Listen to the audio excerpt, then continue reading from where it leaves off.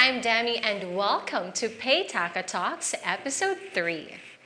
Special shout out to Sir Dante Pasqua. Thank you so much for your support. We will definitely push BitcoinCash not only in Eastern Visayas, but to the rest of the world. So here with us today, we have Sir Joemar, Sir Aaron, and we have Cladge. Hello, ako pwede bumati, shoutout ko na. Shoutout ko nga pala yung mga kagrupo ko dyan sa House of Crypto, especially kay Sir Bluff, ayan, kay Sir Marvin, kay Sir... Sa lahat kayo dyan, shoutout sa inyo. Ayan, Sir Joemar, would you like I'll just say hi to our followers in Twitter. Thank you for always keeping up to date to whatever happens in Paytaca. Nag-shoutout na rin sila. Shoutout ako sa mga fans namin dyan. Kung may fans kami. And also my students. Hello to all my students. How are you? Hope you're watching or else hulog kayo. Anyway. Nanakot. Ayan, so for our third episode, we will be talking about the bear market, Anyhedge, and how to convert cryptocurrencies to BitcoinCash. So for our first question, so how to take advantage of the bear market? What's a bear market? What's a bear market, first of all? Bear market, yan yung pinaka-worst. Sa pinaka-ano ba? Para sa normal people, kung titingnan nila, ito yung pinaka-worst time para sa crypto. Pero as an investor it's a term sa ba, crypto, bear? It's a term. Why was it the bear? It's like the bear. bear. Parang Bear is kakainin na. parang sasakmalin It's ka actually sa sobrang babo. cycle. It's a cycle. Bear and bull market. Bear and bull. So it's not unique to cryptocurrency. It also happens in other assets like the stocks. Also bear market. When they say it's a bear market, it's like the investors are fearful of their investments. So pag bagsak, it goes Crypto down. is down, stocks are down during the bear market. It's a bear market. Okay. And of course, in the bear market, we are anticipating for the next bull market. That's when there's a lot of money. How long does it take for, like in crypto? Cladge, are you familiar sa bear market in crypto? Yes. How long does it take ba? Hindi natin kasi masasabi. We cannot say it na hanggang ganito na yung bear market. But it will always depends talaga. That's why kapag nag-crypto ka, dapat hindi lang puro technical analysis yung ginagawa mo, kundi fundamentals din. So, kailangan alam mo din yung mga bali-balita about crypto. So, malaki kasi yung impact ng mga bali-balita na nangyayari sa crypto world. So, para sa akin, yung bear market, kung normal people ka lang or bago ka pa lang dito, ito yung pinaka-worst na makikita mo. Pero, as an investor, ito yung perfect time for me to invest. Ayun yung pinaka-gusto ko sa bear market. Yeah. If you want to make profit in any asset, you buy when the price is low, right? And then you sell when the price shoots up.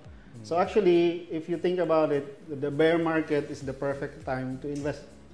But you have to be really careful. Yes. That's what Cladge mentioned. You have to pay attention to the fundamentals, like how strong is the foundation of the project you are investing in.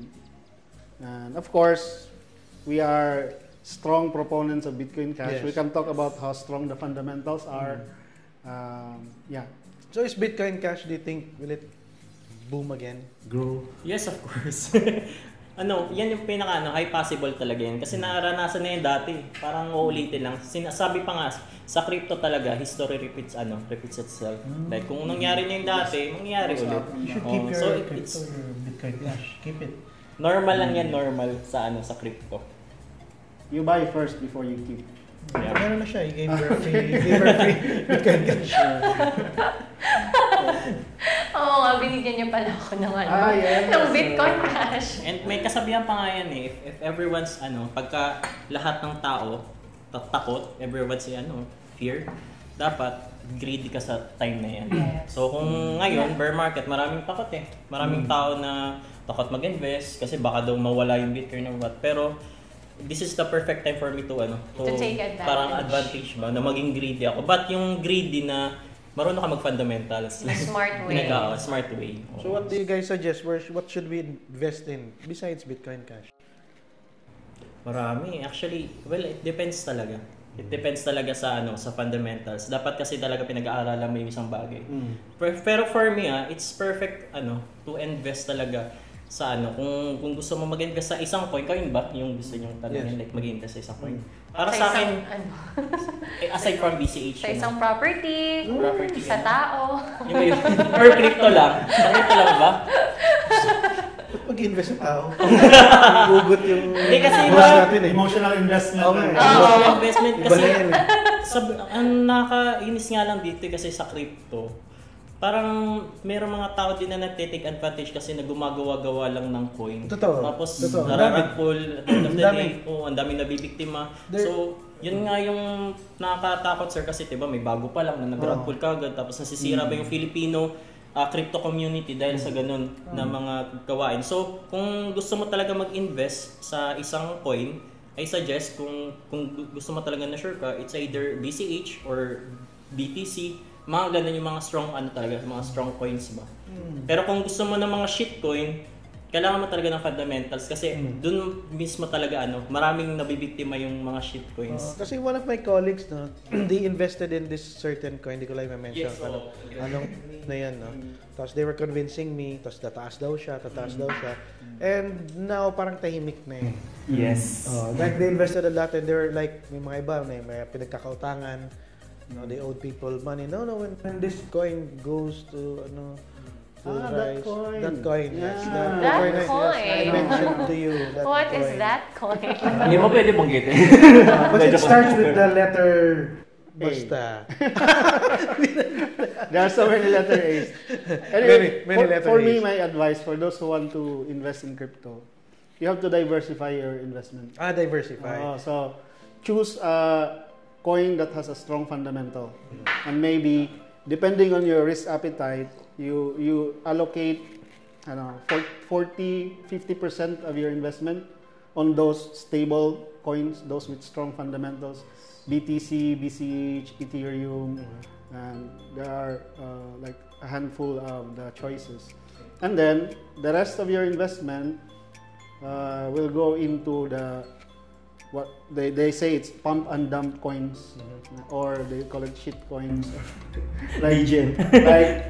Usually you identify these kinds of coins because they have a lot of the marketing engine is very efficient. Like it's very they're like everywhere. They shield it everywhere. So there's a lot of potential for these coins to go up suddenly in price, and then at some point they dump. So that it's high gain, high risk. Yeah. Okay. So yeah, you have to diversify. You have to secure some part of your investment sa mga mas stable na coins. And then meron ka for playing with this pump and dump coins. Since we're talking about different kind of cryptocurrencies and we're pushing, of course, our wallet. And actually, yesterday I met with a businessman and a potential investor. He was asking me if he wants to use Paytaca, he has to use BitcoinCash, right? Yes. But if he has other cryptocurrencies, Can you convert it? yeah, I told him na you can convert it to BCH, then use Paytaca. But are all cryptocurrencies convertible to BCH? Yeah, How about SLP, those famous? That's what these exchanges are for. So the easiest you could do is to send your coin to an exchange, or maybe your coins are already there. Yes. And then you just convert it to BitcoinCash and send it to your Paytaca wallet. Okay. Either you have the intention to hold it for a long time, Paytaca is also good for that, just for holding your BCH, or for the reason that you want to spend your BitcoinCash. Because eventually, as our goal is to make BitcoinCash useful for commerce. So Utilize it for daily needs. for daily needs, and almost all shops where you buy stuff.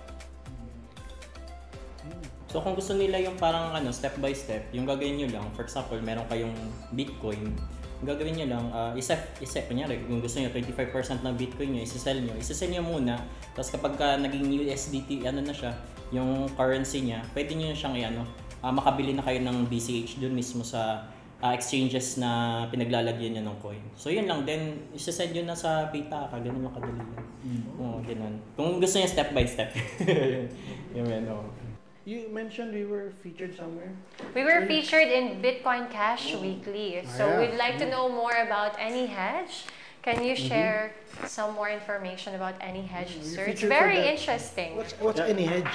Anyhedge. Company? It's a app? Okay. Is it a Anyhedge feature? is like it's a technology in the form of a protocol. They call it. It's like a certain set of logic that is built into the blockchain.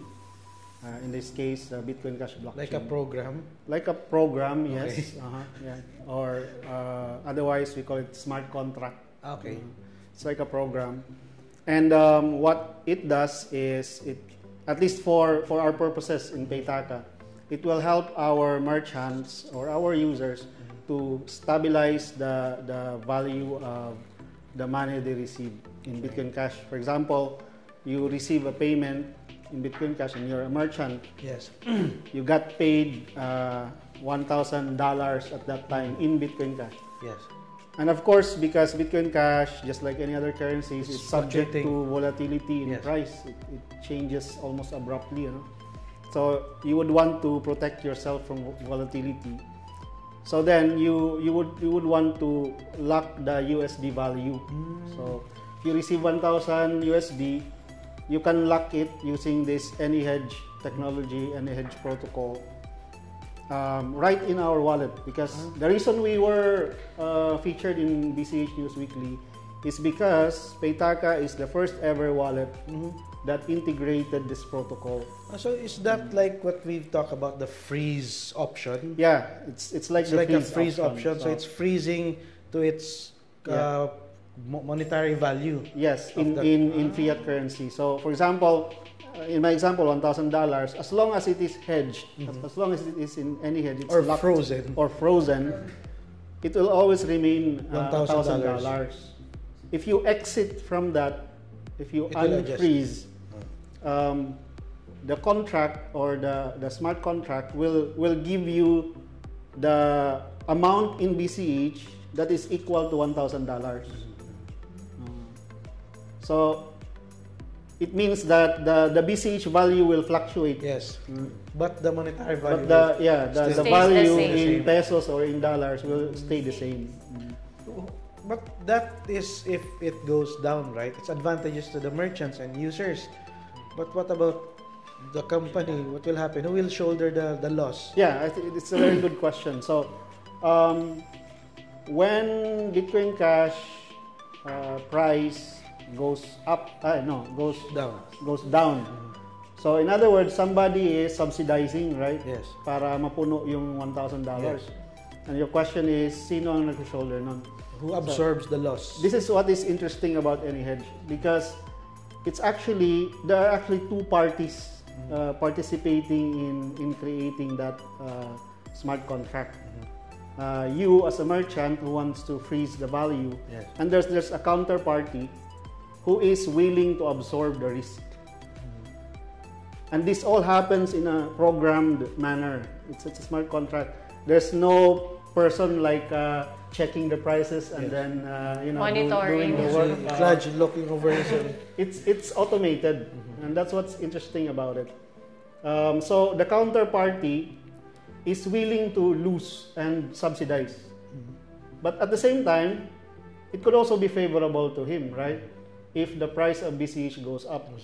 So in a way, it's like a game for the other person, no? For the other party. Na okay, I can help you when the price goes down. I can still give you $1,000, no problem, in BCH. But if it goes up, I benefit from it. Can't we adjust it? Like for example, it's $1,000 and it's let's say it's like 0.1 BCH.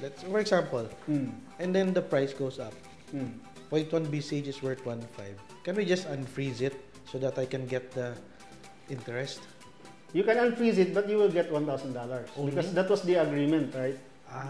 Okay. So you can't adjust it if it's up. you can terminate the contract, the smart contract. For that amount only. Yeah. For that specific amount. Yeah, you can unfreeze. So you can make a lot of other contracts to other BCH. So bali pag na-freeze siya, yung current amount talaga yun na mismo yung ano. Doon na mismo talaga siya mag-i-stay. Unless i-unfreeze mo siya, kasi nakikita mo tumataas na yung price, di ba? Uy, naka-freeze ang aking BCH. So unfreeze mo i-unfreeze mo siya. Get that 0.1 first, and then the remaining BCH will be adjusted. Once in-unfreeze mo na, subject na ulit siya to volatility. It's on Could your go up, own. could Wala go nang down. counterparty na magsa-subsidize kapag bumaba. Okay. So that's the fear of most merchants, because what if the BCH they're paid, for example, for a cup of coffee, might go down. So that's their fear. Yeah. So for merchants, they just can freeze it forever. The way it works is there is a certain duration Okay. every freeze operation. Okay. But we will introduce mga other follow-up improvements in the wallet where we can automate the refreezing. So if you can freeze for 7 days and then you want to extend it, we can automate that in the wallet. So that essentially you can almost freeze it forever. So it's perfect for our merchants because they will remit or get their money's worth after a week. So they can still get that exact amount. So if the merchants are fearful that they might lose some value because of the price fluctuations, they can freeze. And then get it after a week, up to a week. So no losses. Or if you feel like you are bullish about BitcoinCash and like you don't care if you lose a little bit but probably gain a lot in the future, then you don't need to use that feature. Okay.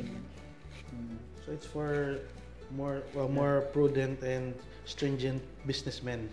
Ikaw sir, kung papiliin ka, anong gusto mo, i-freeze or unfreeze? I need to collect BCH first.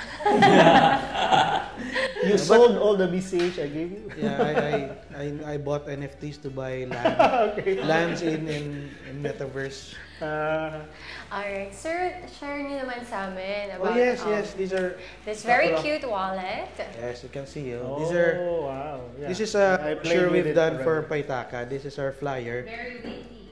It looks like a wallet. When Because you open from it, the word itself, it's Paytaca. From when you open Paytaca. it looks like a wallet because it has credit card slots, and if you look closely at the credit card slots, it's links to our social media pages. Yes. When you open it, that's everything you need to know about Paytaca and also cryptocurrency. So this is the data about cryptocurrency. This is all about Paytaca and our features, some of our features, and also how to download it. So we'll be giving them out, away to giving copies to our merchants and maybe some of our users when we go out to the wild and multiply and promote Paytaca. So yun. One of our many collaterals that we'll be producing. Our merchants will be receiving also 10 cards like that. Most of our merchants, shout out to our merchants out there. We will not name you yet. Potential merchants. But if you're interested to subscribe also to be partnered with Paytaca, we'll be giving you collaterals like tents and posters so that your establishment will be accepting BCH soon. Okay, so follow our pages. Direct, can you put our pages up here and the links? But anyway, all our links are available here, but just here. Our director will put it somewhere. He said there's a lot of space here, so okay. What are social media pages? Buzzsprout, you mentioned about Buzzsprout. Buzzsprout. What is a Buzzsprout? TikTok. We're everywhere practically. Yes. We even have Vero, which is more of a creative social media site for photographers, but we're also there. Yeah, of course, Twitter. Everywhere. Yes. Because everyone can use Paytaca Yes. Worldwide, very soon. Cladge, you've been a guest in one of our universities here. You talked about being viral. Virality. Yes, virality. How to be viral. Actually, parang it depends lang talaga yan sa niche mo. Yan yung pinaka-importante talaga kung ano talaga yung pinaka-niche mo, yung gusto mong ipakita sa tao. Kasi kung magulo yung ano mo, yung character mo dun sa camera, parang hindi nila magigets kung ano yung character mo. Parang pwede nilang parang Kung comedy ka oo, or parang ganun ba. So parang kapag ma-confuse kasi yung tao about sa character mo, parang nalulus yung interest. So you have to focus on your own, parang kung gusto mo talaga mag-focus into cooking ka talaga. Ito, but may mga tao din kasi na pagka tumatagal na sila sa social media, pwede silang lumipat sa sa ibang sa ibang niche. Pero depende kasi yan eh. Ito dapat smooth depends yung transition. Yes, katulad ko, like comedy ako dati, 'di ba? Tapos biglang nagano na ako. Yung comedy pa rin.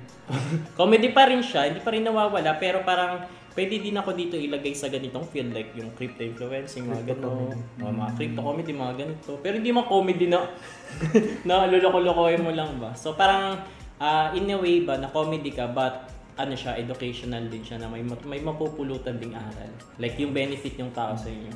So yun, how to be viral, you have to go with the talaga. Yung pinaka-importante dyan, you have to go with the flow talaga. Kung ano yung pinaka-patok ngayon sa social media. Like for example, ang BitcoinCash, ito yung pinaka parang mako-compare mo to sa kung gusto mo maging viral or kung gusto mong sumikat talaga, parang sasabay ka talaga kung ano yung mga nangyayari dito sa mundo ba. Like yung viral ngayon is papunta na tayo sa Web3. Kung hindi ka sasabay dun sa flow na yun, maiiwan ka. So parang ganun din sa social media. Na kapag hindi ka sasabay sa algorithm, may iwan ka talaga. So yun. Ikaw nag-guest. Ikaw din, ito mag-viral. Ayoko maging viral. I'm a private person. Kasi iba na yung ngayon, iba na yung napapansin ko yung way ng pag-vlog, parang nag-iiba na eh. Parang nag-i-evolve na siya. So yan, kung matagal ka na talaga nanonood ng mga vlogs or mga videos, parang malalaman mo talaga yung yung differences talaga ng dati tapos ngayon. Kunyari, dati uso yung mga pranks. Ngayon hindi na siya Hindi na siya nakakatuwa. So parang ganun, nag-evolve talaga. Kahit yung talk natin nag-evolve dati, wala tayong lamesa. Meron na. Meron na. So, meron tayong alaman. Yun na. Fairness, shout out to Philip, our marketing officer.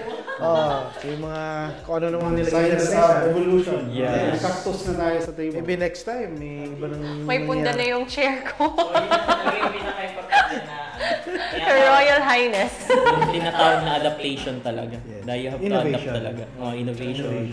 Parang ganun ba. So yun.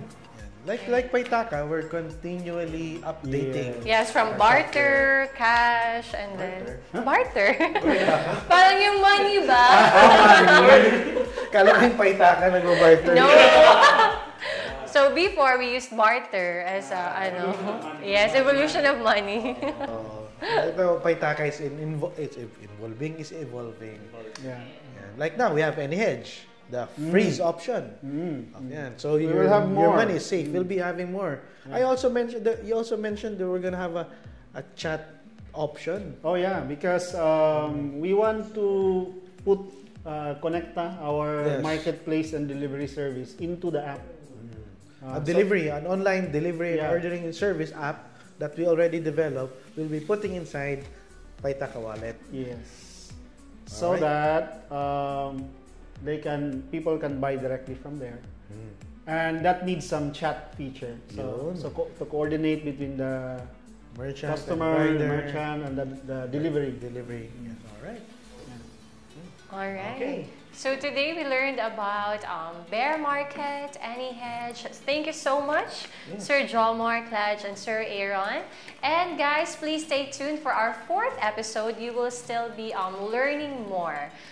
Ayun nga pala, okay lang tawagin ko dito si Mrs. Sino? Si Mitch, yung partner ko sa vlog. Of course. Sige nga, tingnan natin. Pakita ka sa Ay, Dibu!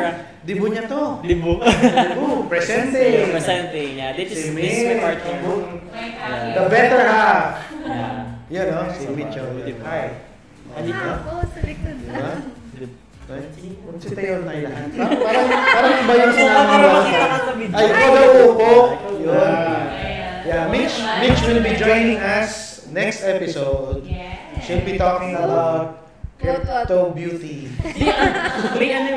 Pwede ikwento ko lang yung parang short experience lang namin kasi dati nag-away na kami neto sa sa crypto. Kasi yun nga diba kapag yung ginagawa kasi namin, parang inaabangan kasi namin yung coin na ilalunch ba. So kapag na-launch na yan, inaabangan talaga namin kung kailan namin isi-sell yung coin or magbabay, parang ganun ba. So, natawa ko may moment na nag-aaway na kami. Kasi, nakasell na ako, siya hindi pa nakasell. Parang ganun ba. So, parang nagkakaroon kami ng miscommunication. So, isa sa mga dahilan ng away namin, crypto din. Yung mga pag, buy and sell, mga ganun. So, kailangan natin siya sama sa next episode. Para hindi ka yung coin niya, yung ERTA. Yeah. Nag-away kami dahil dun kasi nag-sell na ako tapos hindi niya alam. Shitcoin. Ay, hindi siya shitcoin. Parang ano siya. So, yun lang. Alright, so thank you so much. That was our 3rd episode, guys.